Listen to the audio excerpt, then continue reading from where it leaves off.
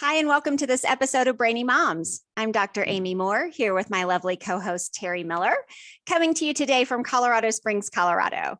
We are really excited to welcome our guest today, Nichole Daher. Nichole is an autism mom from Houston, Texas, who founded Success on the Spectrum, the first comprehensive autism treatment franchise in the United States. The SOS model is transforming the industry by creating healthcare centers that combine a mom and pop feel with the support and training of a large corporation. Because of her pioneering work, Nichole was named one of the top 100 healthcare leaders from the International Forum in Advancements in Healthcare in 2021. Welcome, Nichole. I'm so glad that you're here. Thank you so much for having me, ladies. It's my pleasure. Well, I want to hear about your story before we get into all your information. I want to just hear about what led you, your personal story, what led you to starting Success on the Spectrum. I would hate to call it a trip and fall, but it really was unexpected. My degree is in nuclear medicine technology, nothing to do with ABA whatsoever. And when my daughter was diagnosed with autism, it devastated our lives. Everything that you imagine for your kid growing up and going to college and getting married and doing all these things was suddenly maybe not a possibility anymore. And our doctors told us about ABA therapy and how it could help her reach those milestones that she was missing. And so I began the hunt to find a clinic that would take her. And Houston is a very, very medical supportive city. And even here, with all of the medical that we have here, there was not enough. Every clinic that I went to was full. We're full, we're full. We won't take her. We don't have room. She's too old for us. And I was frustrated. And as a parent, you want to do anything to help your child. And my husband at the time said, well, if she needs this and I think that you can do this, let's open our own. And we did. And I was very lucky to have a wonderful team of people who knew exactly what they were doing and helped me build something great. We built an operations manual that was very focused on the quality and not so much on the quantity. And we put rules on ourselves to make sure that the quality of therapy was resulting in good progress for the kids. And after about 9 months, even if that long, then my clinic was full. And I was the person on the phone saying, I'm sorry, we can't take your child. We're full, we're full. And I hated myself for it. So I opened a second office on the opposite side of town. And I thought, I'm doing good in the world. And it made me feel so good to get up in the morning. And it wasn't just my daughter I was helping, it was several people's daughters and sons. And then that clinic got full too. And I thought, oh goodness, I can't do this by myself. And that's when I decided to franchise. Surprisingly, there are no other ABA franchises in the country. And we now have 25 locations, and it's spread all throughout the United States. And all but 2 of our franchisees are autism parents. That's compelling. That means they are invested. That says a lot. Yeah, that they're not just out there, oh, I'm a business person, but they're a business person that's so invested in helping those kids. Yeah, absolutely. Wow. So for our listeners who are not familiar with ABA, could you tell them what that stands for and what that is? ABA stands for Applied Behavior Analysis. And all it is a specialized method of treatment or a method of teaching that you can use with, it doesn't matter if the child has autism or ADD or ADHD or nothing at all. It works very well. It is a method of teaching that is one-on-one. So it's like having a private tutor. And every child with autism has different symptoms. Some may not be able to talk. Some are not potty trained. Some kids appear to be perfectly normal, but when they don't get their way, they'll throw a tantrum and they have behavioral issues. Some can even become aggressive. And it's hard for the typical school system, for a typical school setting, if a child does not have a grasp of verbal language. How would a child attend first grade and get anything from it, right? It's if they don't understand language, it doesn't matter if they can't speak, but if they can't receive that knowledge, what good is being in school for them? These teachers are not one-on-one. There's 5 kids in a classroom. It looks like a zoo. It's chaos. And it's difficult. And these kids never really make quick progress. But if you have a one-on-one private tutor that is using nonverbal communication to teach a skill, it works. And we reward with reinforcement, and we track data. So every time we're teaching a child a new skill, let's say, for example, the color blue, we're teaching you the color blue, and we have all kinds of toys in front of them, and we say, point to the blue toy. And every time they point to the blue and they get it correct, we mark it down. Every time they point to the red by accident, we mark it down, and we actually track their progress. And you can see these graphs of the right answers being made over and over and over again until we decide that skill is mastered and we move on to the next skill. And we can do that with potty training and verbalizing and accepting no and asking for help instead of throwing a tantrum. If they don't have verbal communication, we teach them sign language or how to use an app to talk or how to point to pictures to get what they want instead of crying, because it's a more appropriate behavior and it teaches them to function in the real world. One day they can have a job and live on their own. Right. So talk a little bit more about the type of positive reinforcement. What does that look like? Positive reinforcement means we never have punishment if they get the answer wrong. In fact, usually if they get the answer wrong, we just pretend like it didn't happen, almost ignoring it. But every time they get the answer correct, we reward. And each child is different because each child wants something different. Some like hugs, some like high fives, some like M&Ms, some like to do the happy dance. We have a ton of toys and play equipment in our centers, and we say, if you get the question right, well, we don't tell them, but if you get the question right, then we take them to go play. And it builds this subconscious association that establishes a desire to do the right thing. So if a child normally throws a fit to play with Legos, if he asks for the Legos, we always give it to him no matter what. And then we tell him how good he is at asking nicely. And we give him high fives, and we have popcorn, and we do the happy dance. And it is scientifically proven that positive rewards build more change in behavior than punishment, because not only does it establish what is the correct behavior, but also it builds that subconscious desire to do the right behavior. Right. Okay. I want to take it back a little bit to your personal story, just for our listeners. I don't know. I love story. I love getting into the nitty gritty of what's really happening. What was this really like? And so let me just ask a couple of questions. So your daughter, you said, so was this your firstborn child, your first child? She's actually my stepdaughter. Oh, okay. Not many people know that. I raised her from very young. And so, yes, it was my first experience as a parent. I had no idea what I was doing at all, much less with the special needs on top of it. I was lost. Yeah. And so how old was she when you started seeing things that were concerning? How old was she when you saw concerns? What did you see? And then how old was she when you started getting help?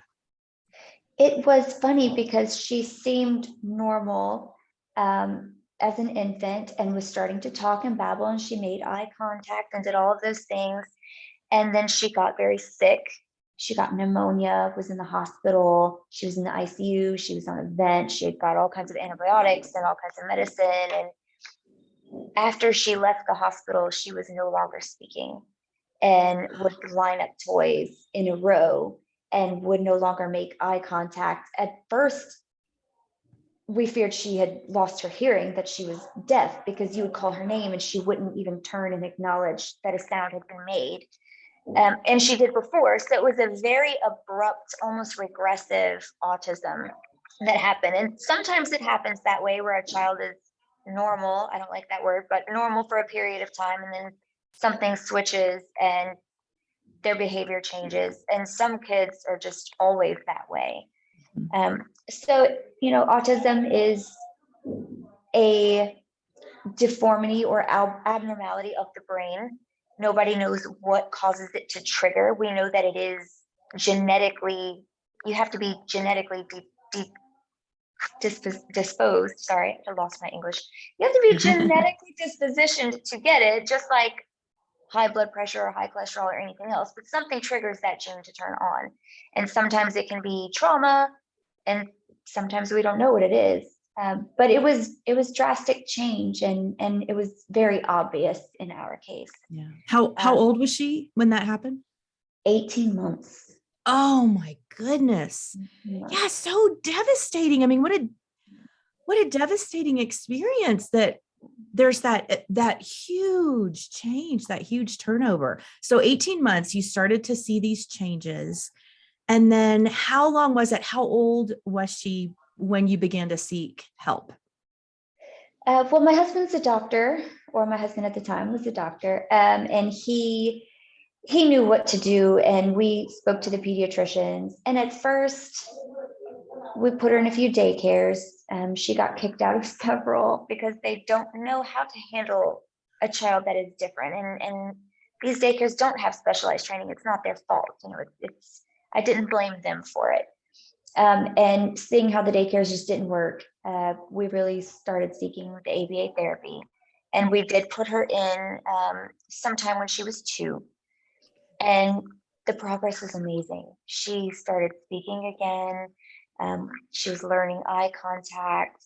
Her tantrums reduced.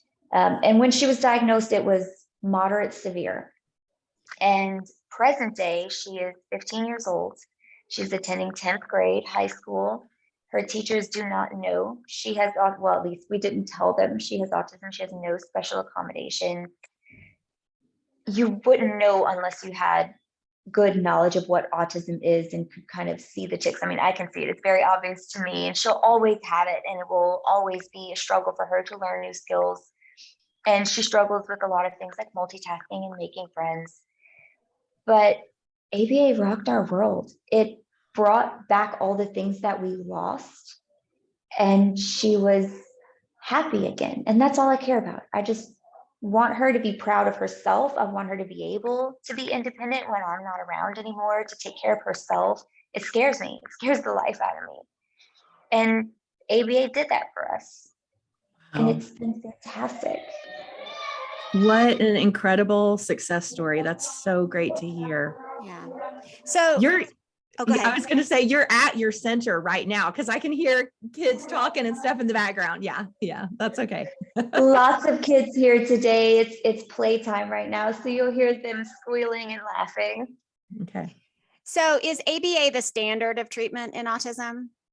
It is the golden standard. And I do want to warn parents out there that may be struggling with their child's diagnosis. There are so many people out there that want to take advantage of your vulnerability. There's no magic pill that can cure autism. There's no essential oil that can cure it. There's no diet that can cure it. There's no surgery or stem cell research that has cured autism.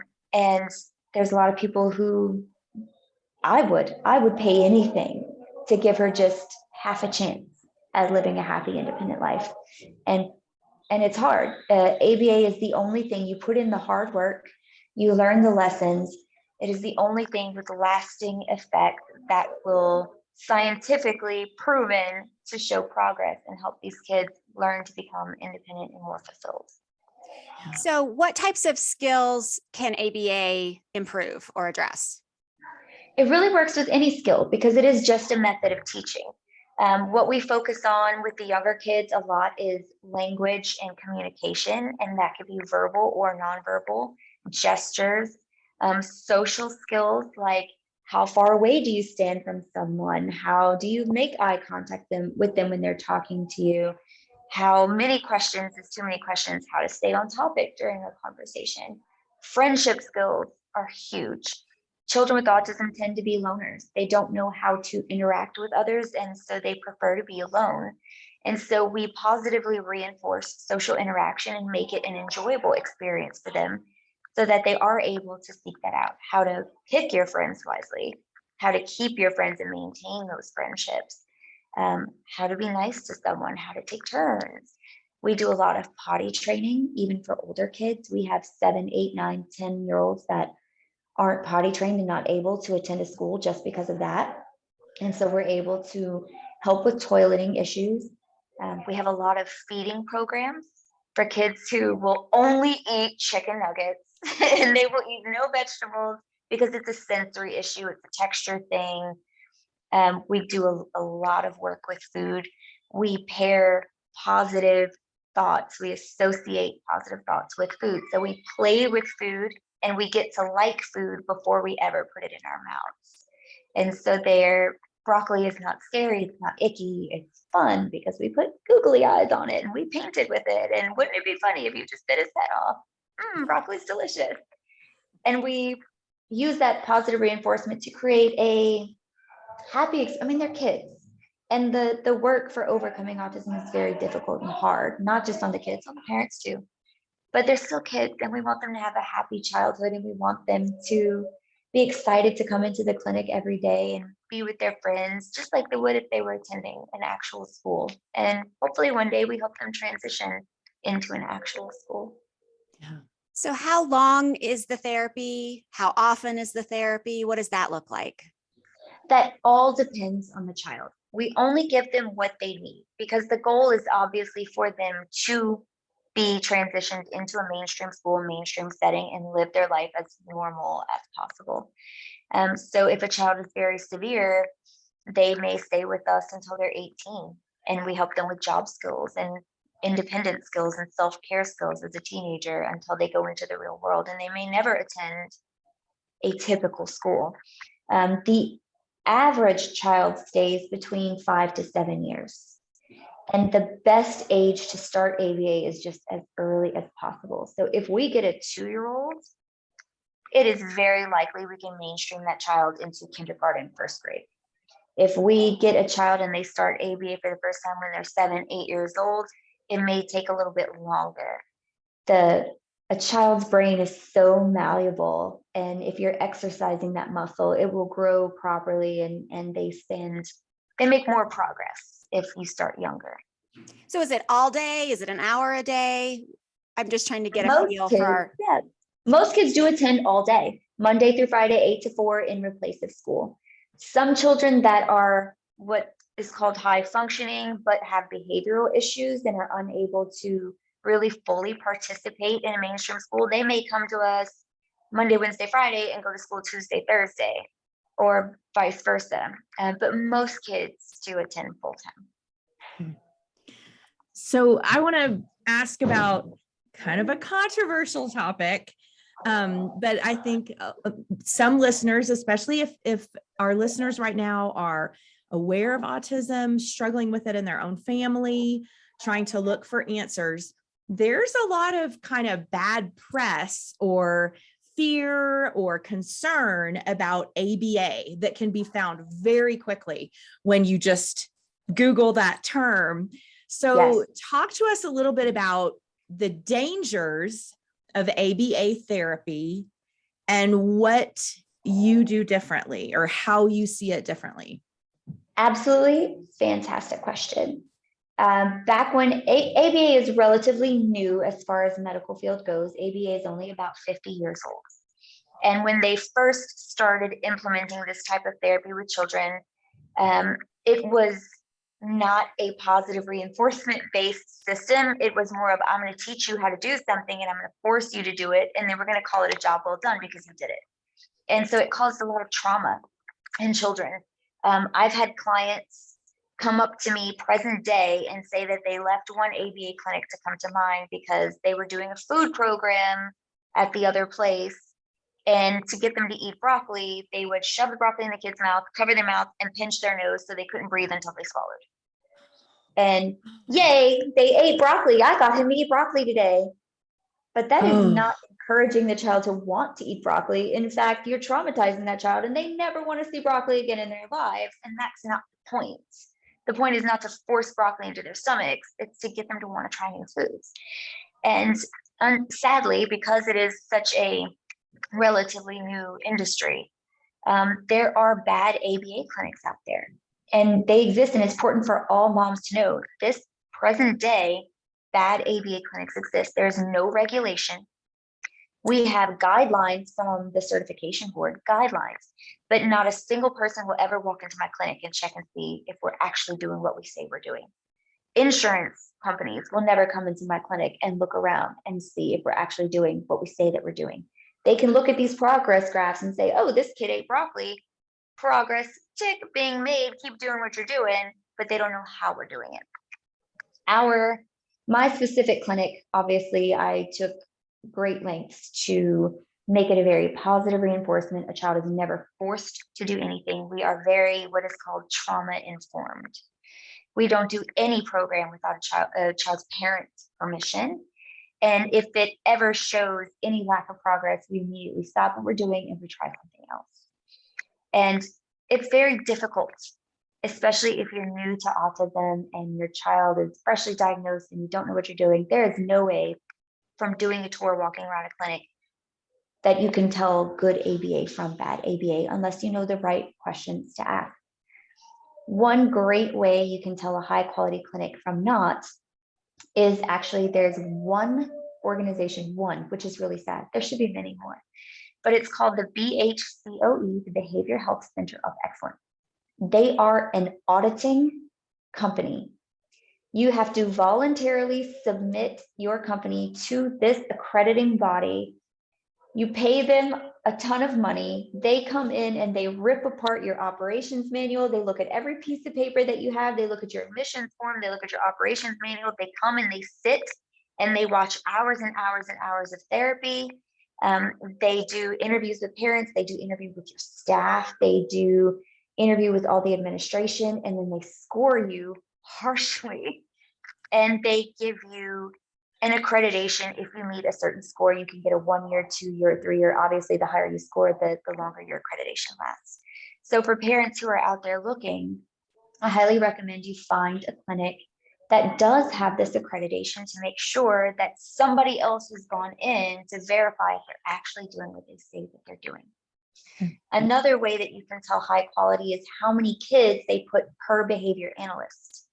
ABA is one-on-one, and you can have one technician with a child at all times, but one behavior analyst oversees several technicians.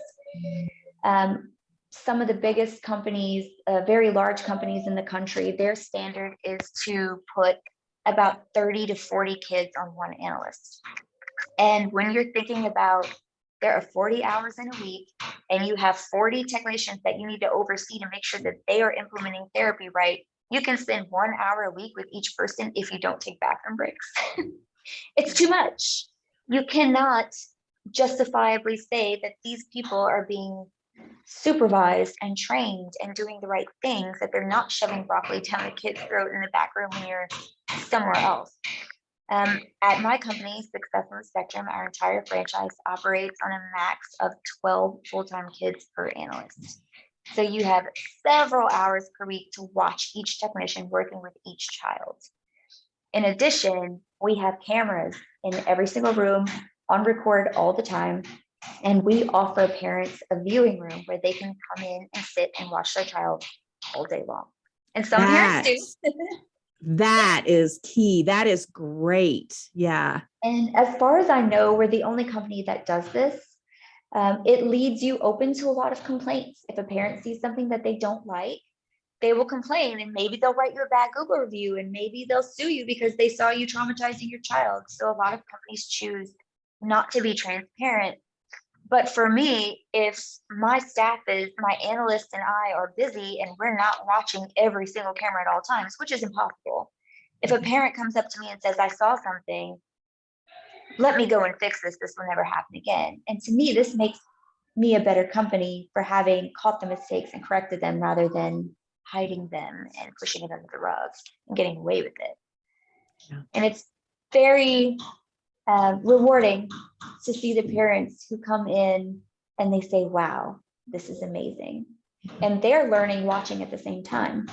And they're little behavior therapists and technicians at home with their own kids. And it gives really good, consistent instruction across the board for the kid. Right. Well, I appreciate that. Yeah. And I appreciate you giving our listeners such an in-depth response to that controversy, and not just the highlights, right? So that's certainly a comforting distinction that you've made. And I think that that's super educational for our listeners who are wondering, why are there these internet articles about ABA being abusive or unethical? Well, because there are clinics who are abusive and unethical. And so you have to be an informed consumer and an informed parent and ask the right questions. And so appreciate you outlining that for our listeners. Yeah. So what is the difference between autism awareness and autism acceptance? Yes. So Autism Awareness was a parent-led movement that started sometime in the 70s. And it was to obviously spread awareness about the existence of autism, because back then, just like ADD and ADHD kind of started, it was just the bad kid. Oh, he just needs to be spanked. Oh, he's just throwing a tantrum because this, not because of a brain deformity. It started out as that. And then big movies came out like Rain Man, where you have a very severe, almost savant level person with autism. And that spread a lot of awareness. However, not every child with autism is severe, and not everyone is a savant and super smart and can count toothpicks as they fall to the floor and do math in their head and all of these things. So autism awareness was meant to say it could be a child that looks normal and can speak and can tie his own shoes and can attend school, but will absolutely lose it when he has a jacket on because he doesn't like the way that it feels. And autism looks different for everyone. It depends what part of the brain is affected. Is it the sensory part? Is it, my daughter, when bright light flashes, she covers her ears. Like, why are you covering your ears when there's light? But that's just the way that her brain is wired. She can't help it. It's an immediate reaction. So everybody looks different. And that movement kind of spread awareness that autism existed, and it made you recognize that this kid was different. And that's all great and good, but it didn't teach anybody how to treat a child with autism. Everybody knows that if a person is in a wheelchair, that is a physical disability, and you should open the door for them if they need help. But nobody knows what to do with a child with autism when they're throwing a tantrum. And so the autism acceptance movement is actually autism adult led. It's not by the parents, it's actually by autistic people themselves. And there is, the movement is more geared towards stop trying to fix us, stop trying to cure us, stop trying to make us change into a normal person and blend in with normal people, and accept that we are different and that allow us to live amongst you. And so just like someone who maybe is deaf and mute and they use sign language as a means of communication, a person with autism could maybe use the handy dandy phone or tablet app to communicate what they want to order or what they need to purchase. And this movement is wonderful and well and good. There was a lot of controversy around what to call autistic people. The parent-led movement wanted people first language, where you say a child with autism and not an autistic child. And the autism acceptance movement is saying we are autistic. It's part of who we are. We're not ashamed. Call us autistic. That's fine. And I actually asked my daughter, I was like, how do you feel? Would you rather me call you a person with autism, or would you be embarrassed if I said my kid is autistic or my autistic kid?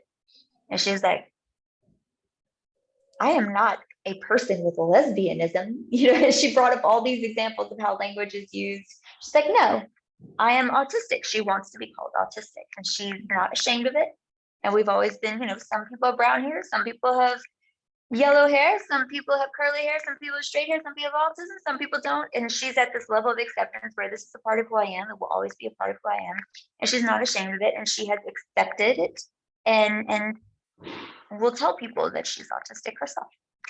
And this is the level of acceptance I think that we want the public to be in.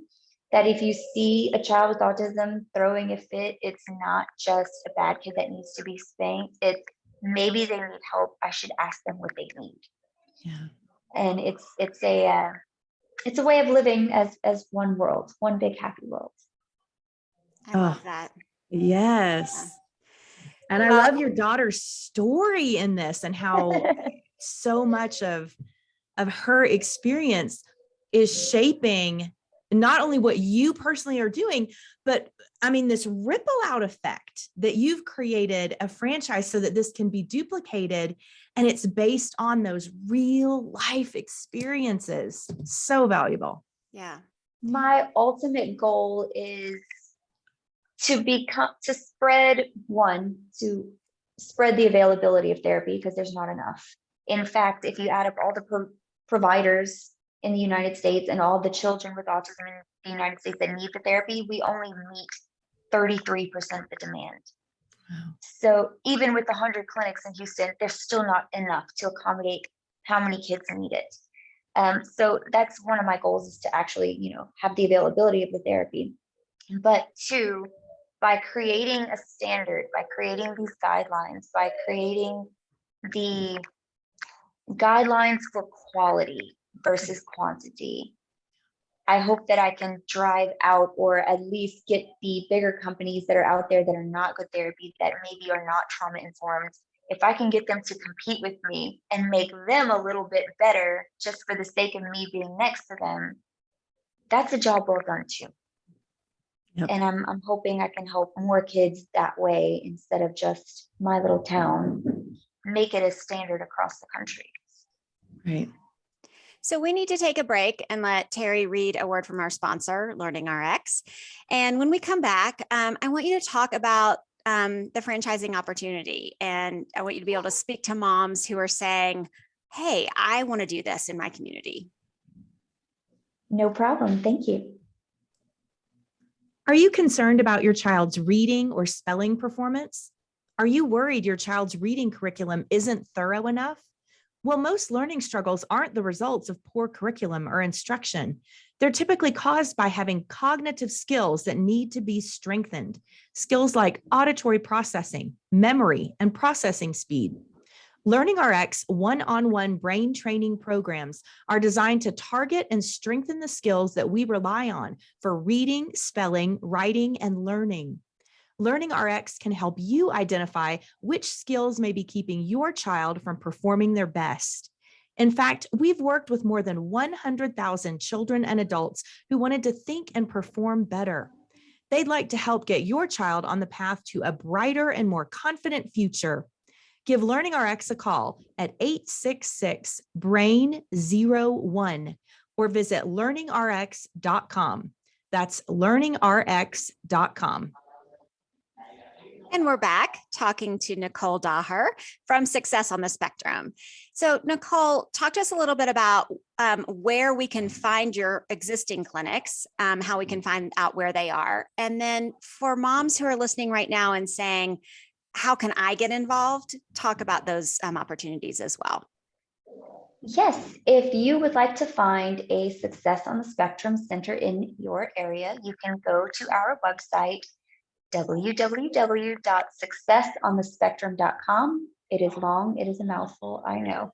And we do have a location button, and we are currently located in several states.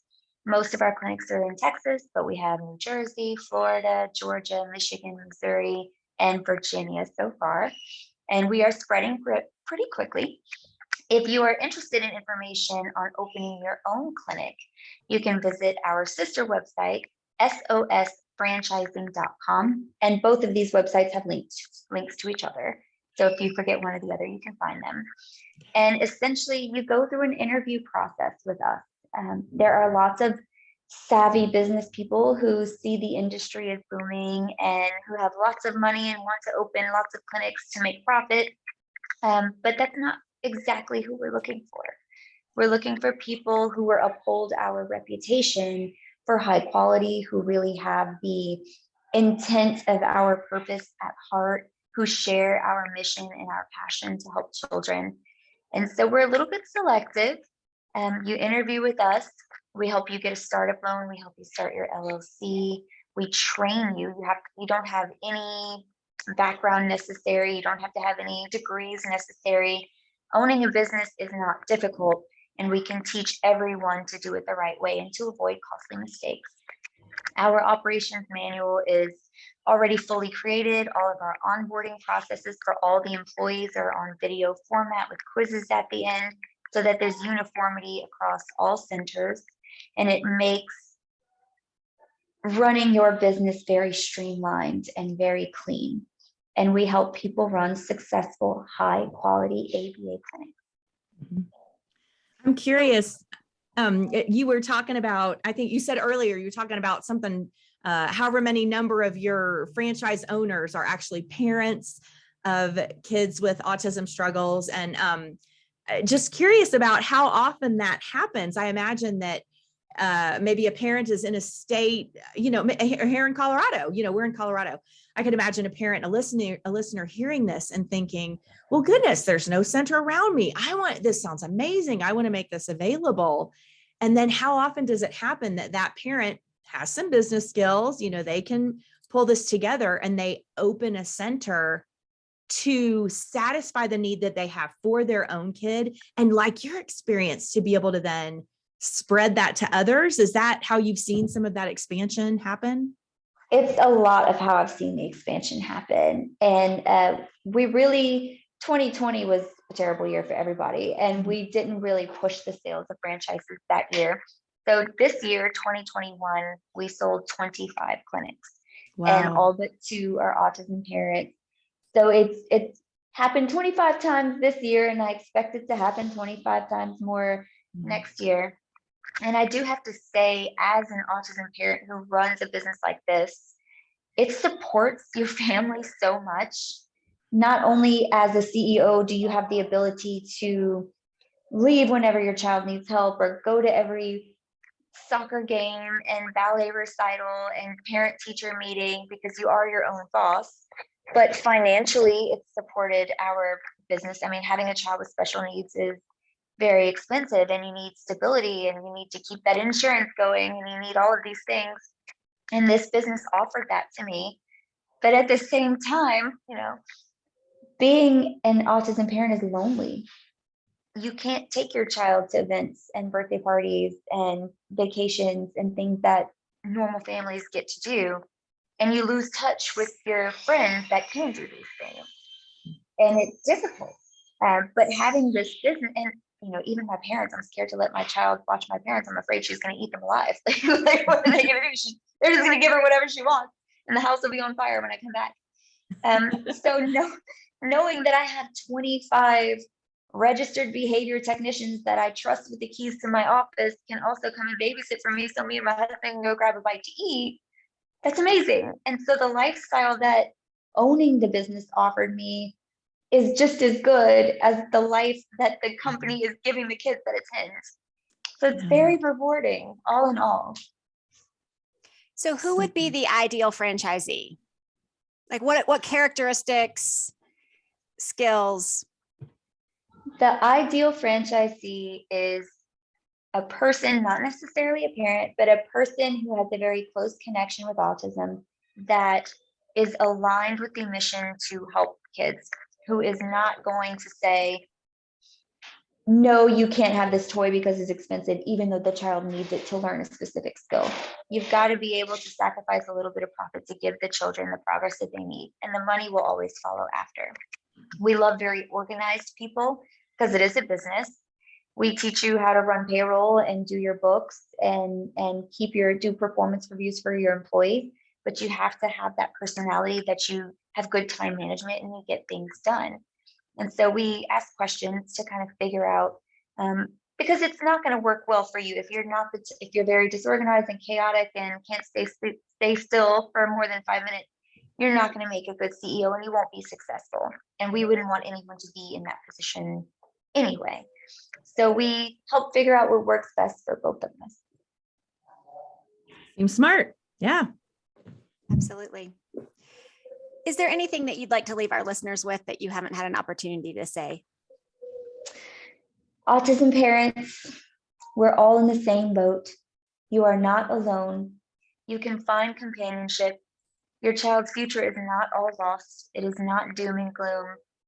As long as your child is happy, life is good. And we can help that happen. And we do lots of parent training to help you be more comfortable in your own self. And that, I think, saved me a lot, was not just my child was struggling, but that I was struggling too. And having that parent training gave me my power back, so to speak. And it empowered me as a parent, and it empowered my child as a growing person. And you're not alone. And if you need help, just like you would want your child to ask for help, you can ask for help too. Beautiful. Thank you. Yes. So thank you so much to our guest today, Nichole Daher from Success on the Spectrum. Thank you for sharing your story, for all of this amazing information. If you would like, listeners, if you would like information about Success on the Spectrum and Nichole's work, you can visit successonthespectrum.com. You can also find her on Facebook at Success on the Spectrum, and we will put all of that in the show notes. So thank you so much for listening today. If you liked our show, we would love it if you would leave us a 5-star rating and review on Apple Podcasts. If you would rather watch us, we are on YouTube. Please follow us on social media at the Brainy Moms. So look, until next time, we know that you're busy moms and we're busy moms, so we are out. See ya.